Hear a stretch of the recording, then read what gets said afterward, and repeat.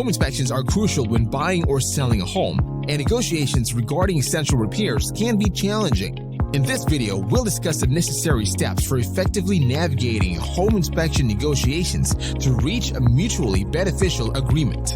Comprehending the home inspection process.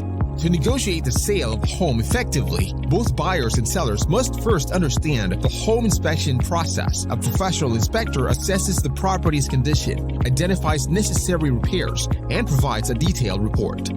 Examining the inspection report. After receiving the inspection report, pay close attention to the areas of concern. Common issues discovered during inspections include structural problems, electrical issues, roof damage, to name a few.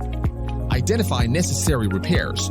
Realistic repair expectations from both buyers and sellers are crucial. Buyers should prioritize safety and structural concerns, while sellers must address legitimate issues. Starting the negotiation process.